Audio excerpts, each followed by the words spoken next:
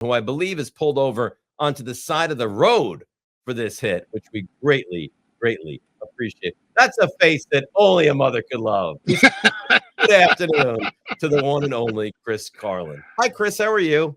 I'm great. I'm so honored to be welcomed on this video vehicle that I have been a big supporter of since day one, the Dave Rothenberg's Giants obsession.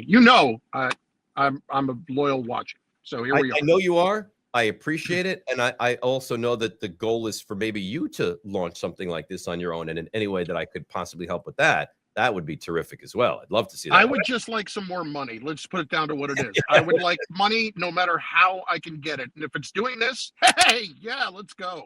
So where are you pulled over? Like, you're not in danger, are you? No, I am pulled over into a parking lot just outside the Coughlin tunnel of a gas station that I frequent on the way to and from my home in New Jersey. So this is it's my home away from home, if you will, Dave, this parking lot of this gas station just outside Hoboken. I'm glad that there's such a comfort level with you in that parking lot. So we spent a lot of time so far. It's funny, I heard you on your radio show talking about this a little bit ago, and it was just asked via a question here on YouTube. Tom Coughlin, in my mind, unequivocally has to get into the Hall of Fame, right? No question. No question about it. I think people might downplay the earlier part of his career. I mean, Dave, he took an expansion team to the AFC Championship game in year 2. And then, really built a foundation for that organization for a long time. And then you look at his Giants career. I mean, that is just, to me, the cherry on top. And if you really want to look deeper, you have to go and look at the kind of role he had as an assistant for a long time in the championships that he won as an assistant. Well, he was really well regarded. I think Tom Coughlin, like, why have a Hall of Fame if you're not going to put somebody like Tom Coughlin in? Right. Yeah. Completely, wholeheartely agree. So it's been a very rough season again, right? They're sitting here 2-7 for the third straight year. You and I, we see each other all the time, but we don't really have this discussion all the time. Where are you as far as the Shane and Dable duo? Are you either you get rid of both of them, or now you probably would say move on from them, but can you see one staying and one leaving, or is it either the Band-Aid's off and you rip it off and you're done with both of them, or you can keep one and let one go?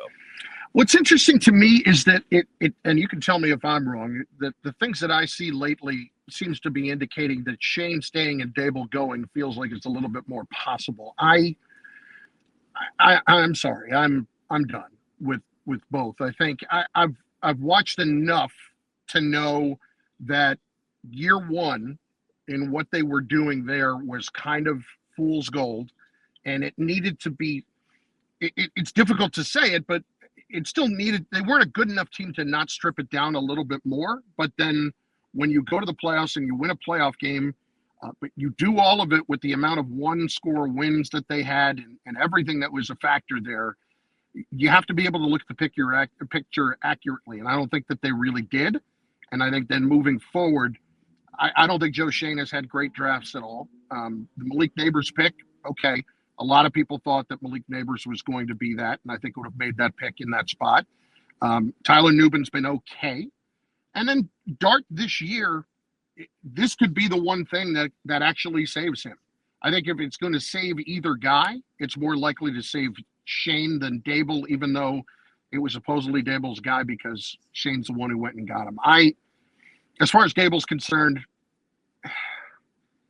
I understand the impact that he can have on a quarterback. Dave, I look at what's going on with Daniel Jones, and they put a lot around him, all right, in Indianapolis. He's got a lot to work with, and he was that kind of quarterback. So that falls to me both on the GM and the coach.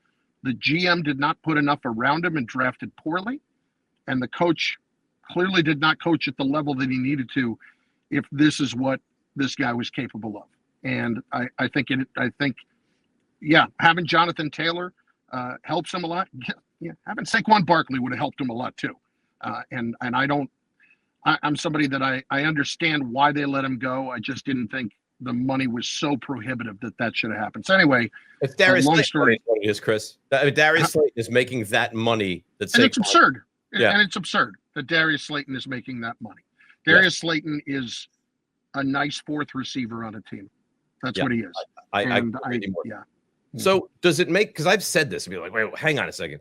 You're uncertain about Shane. It feels like, I agree with you. It feels like Dable is probably going to go before Shane would. So then do I need it to fall apart? Like, if I want to clean house and be done with Shane, isn't it in my best interest for the Giants? Because I know I have the quarterback. I believe in him. You're not going to convince me off of that. But doesn't it make sense for the Giants then to go 3-14, lose all these games against good teams anyway? And then it's like, well, Mr. Mara then has no choice but to clean house? I personally still don't think it's a lock that Shane stays if they won 6 games, 5 games, something like that. I don't believe that yet. I'm just going based on kind of the talk you hear a little bit at the moment. They may not have made this decision yet, but to me, there's no decision to make, especially after I watched what happened last week. Like, that kind of put me over the edge. I'll tell you the other thing that is driving me nuts too right now is as much as I love Dart, they are not doing anything to protect him from himself. It's terrible. And Dave, he's out there initiating contact.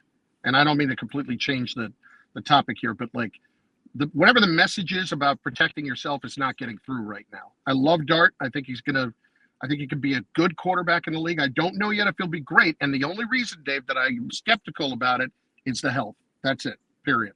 I totally agree with you. And I actually think it's now at the point where the coach, but here's where you have the issue, because the coach is fighting for his job. So is he going to go out there and tell the quarterback, tone it down a little bit? Probably not, but he should. Like, any responsible adult would sit there and say, if you play, like, there's no reason he's in the game down 17 the other day, running quarterback sweeps against the Niners. Like, if you're going to play like that, I can't play you. I have to look out for next week and 5 weeks and 7 weeks. You are right. There is no way he's going to make the rest of the season. He'll never make it. Yeah, and I had no problem with him still being in the game the other day, because 3 scores, 5 minutes, okay, it's still there, kind of. But there was a play in the first half where he's running, and play had broken down, and he had made a nice play to pick up the first down, but he's running out of bounds. And you can see the Niners defenders pulling up, concerned about getting a penalty if they hit him near the sideline, and he leaned in with his shoulder and initiated contact. What are we doing? What are we doing at that point? To me, that's inexcusable on Dart's part and on the coaching staff's part. If the coach is that concerned about his job and he is just sitting there, let's call it what it is, in that press conference, he's kissing his fanny. I mean, everybody else he's giving one-word answers to. Comes to Dart, he's great. He's a competitor. He's everything. You know, it's like enough. It's awkward. It's like, he's not supposed, like, you're the coach, you're the teacher. Act like it. You shouldn't be, like, getting down at the level of the students. Like, you're at a different level. You're the teacher of this classroom. Act like it. And he just continues to make himself look, I don't know what, awkward. I guess. I didn't get your take on it. Did it feel awkward to you when he so definitively said he is the leader of this football team? Yeah, it felt awkward. Felt that way to me too. It's strange when you're peeking into the blue tent, when you're saying, "Oh, I would have taken a timeout if it meant that I could have had him back in the game." Like, all of this is very, very strange. Like the hugs that you give him all the time. It's just it's very off-putting to have a head coach who's supposed to be a leader of men acting like that for a rookie quarterback. I only want to ask you one more, because I really appreciate the time, and I know that you pulled over, so I want to let you go. But that's the Bears and what they present, and specifically the running back, who I know you called the time at Rutgers. I liked him coming into the draft. Was a 7th-round pick. I think it's a massive steal. Swift has been out, so he had a massive game last week against Cincinnati. Monangai's a really good player, isn't he? Yeah, I think he is. I really do. He's a guy that went to Don Bosco in New Jersey, which is a powerhouse, as we know. And Kyle is somebody that has earned every bit of it, and he's just a tough runner, Dave. He's small. I think the thing that really impresses me the most about him and watching him the last few years, he's 5'9", and he's going to be 210 pounds, 220 pounds, something like that. But he will absolutely steamroll anybody that comes in on pass protection. He's very good at that.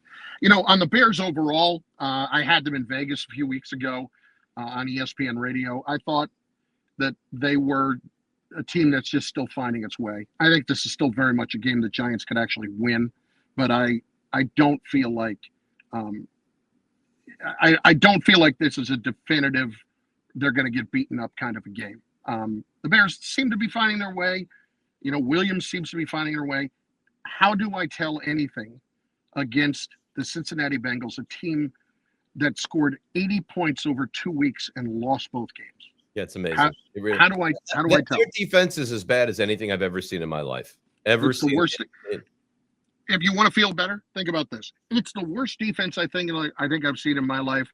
And the Cowboys traded for one of their players yesterday. Yes. You know what? I know you find this to be strange. It actually does make me feel a little. No, I don't find it to be strange, Dave. I was having this argument with Jake Asman yesterday. I live to take joy from other people's pain if I must live in pain. I want you to suffer if I'm suffering. I'm the captain of that ship. Like, welcome onto my ship of enjoying misery of others when you're going through misery. Caleb Williams, I don't know. I mean, you said work in progress. I think Ben Johnson is really smart and really good. I don't know, man. I mean, Caleb Williams, it's like the play, once it goes off script, he goes crazy. Yeah. He goes insane. He just starts running around back there and trying to make these wild plays. If you could take off like his first option, take that away, I think you have I agree with you. I think this is a winnable game for the Giants. I think Caleb Williams can turn it over 2 to 3 times in a game without blinking. I don't know that he will all the time. I think he's going to have enough good games where you think, okay, this guy's figuring it out. But then all of a sudden that turnover monster might pop up. All right. Why don't you get along with your commute? Go. I appreciate you. Tell the gas station attendants that we say hi and drive safe. And I'll see you tomorrow. No, fill it with regular. Bye, Chris. So if you like that interview, check out this video or other interviews. And of course, as always, don't forget to subscribe.